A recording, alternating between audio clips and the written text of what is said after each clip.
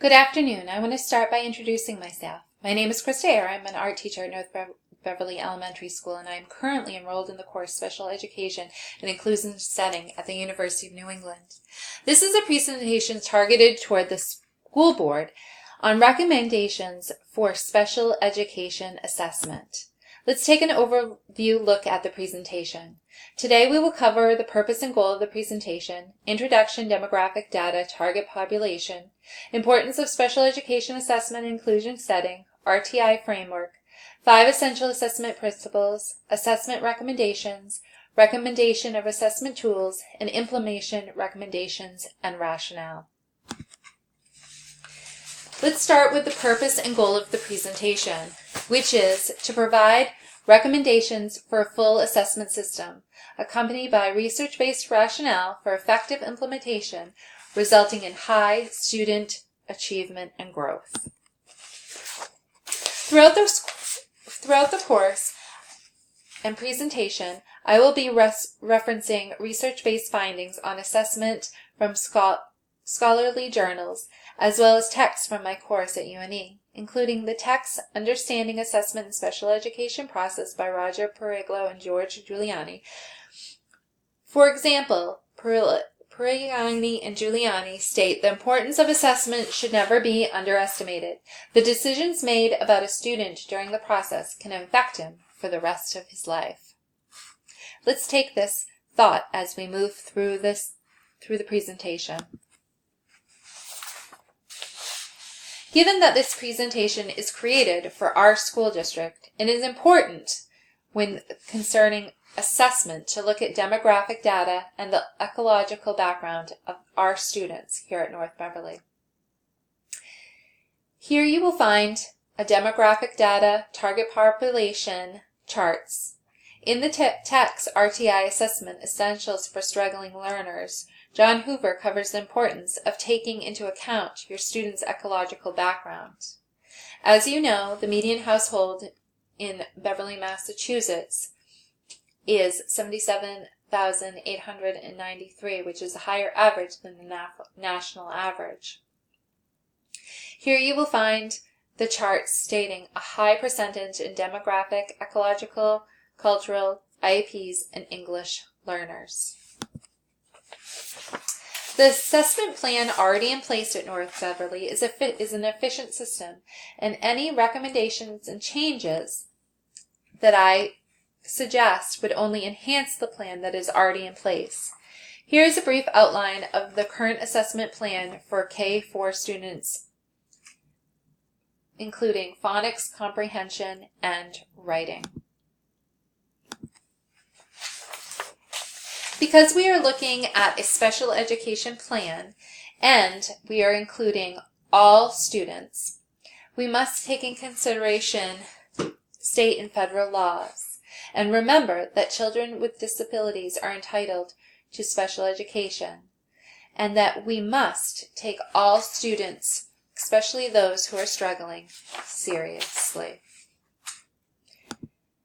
As Periglo and Giuliani state, assessment in special education is the process to determine a student's specific learning strengths and needs and to determine whether or not a student is eligible for special education services.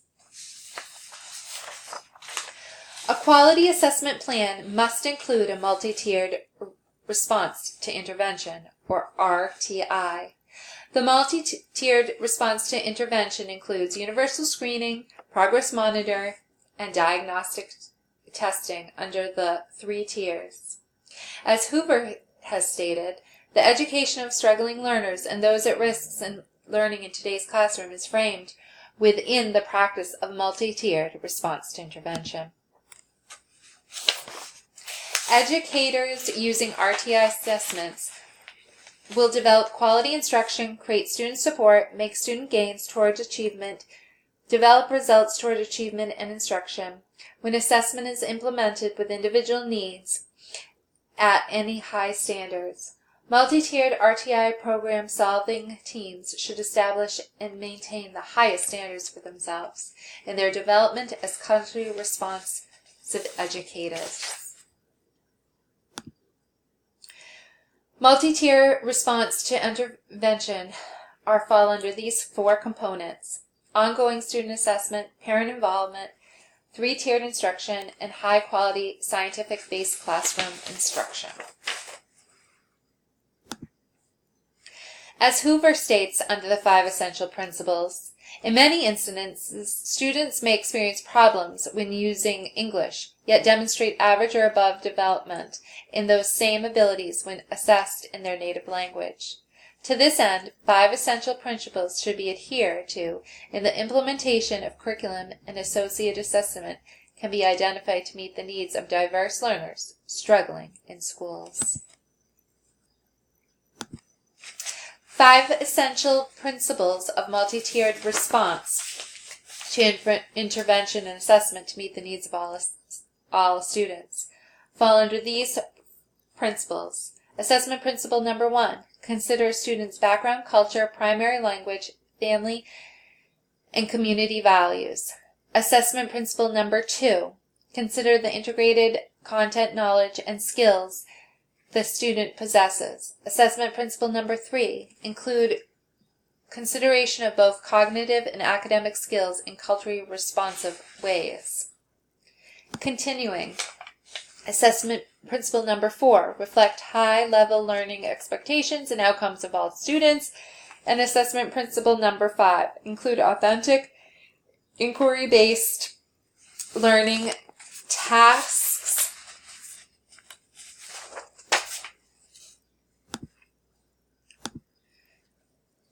Let's now take a closer look at research-based assessment recommendations.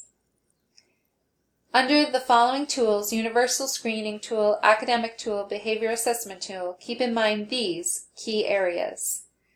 Key guidelines to assessment: when is the assessment administered, what is the information gathered, and how is the information to be used.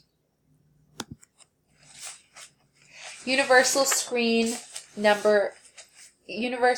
Tool. When, what, and how. When, easy to administer at the beginning of the year, and then every 4 to 6 weeks depending on the student's individual needs. What, student progress on academic or social benchmarks. How, teachers and administrators, other staff can use data to identify at-risk who may require additional monitoring or support.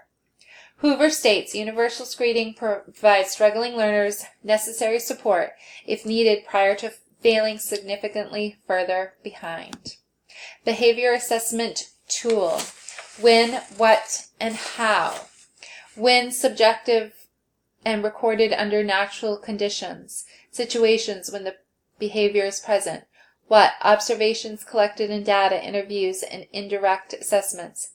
How, teachers, administrations, and staff can analyze and assess data, evaluate the behavior is occurring, and create an appropriate plan.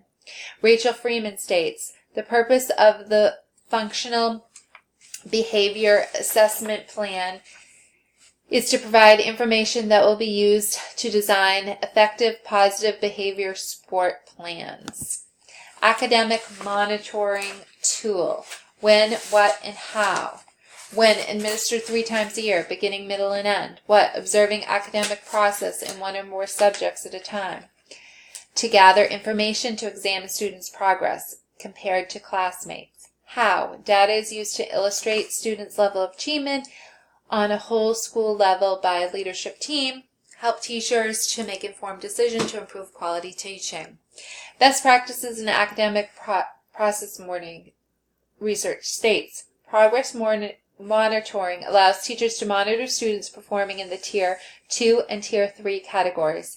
For those students with more severe educational discrepancies, to evaluate and effect the interventions and documentations appropriate to instructional changes.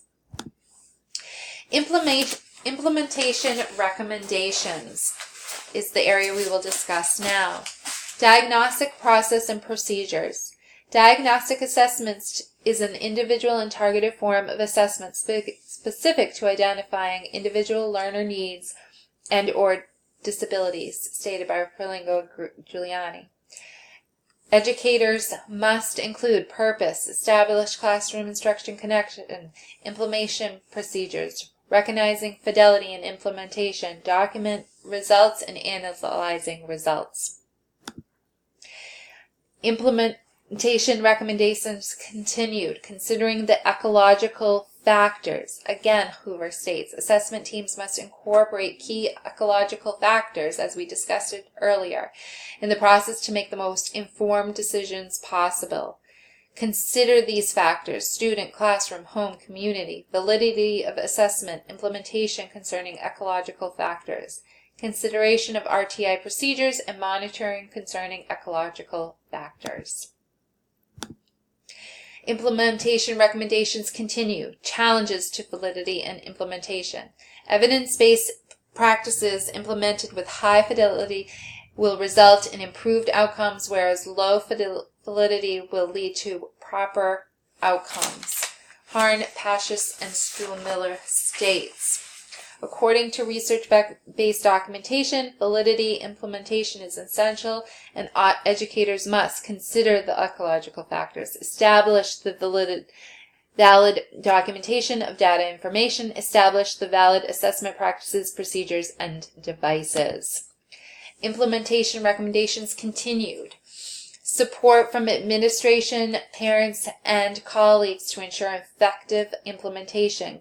Developing a strong multidisciplinary team, as stated below: teachers, administration, professional staff, personal and other, and including parents. This is essential to a strong team to establish and guide and support struggling students on their educational journey.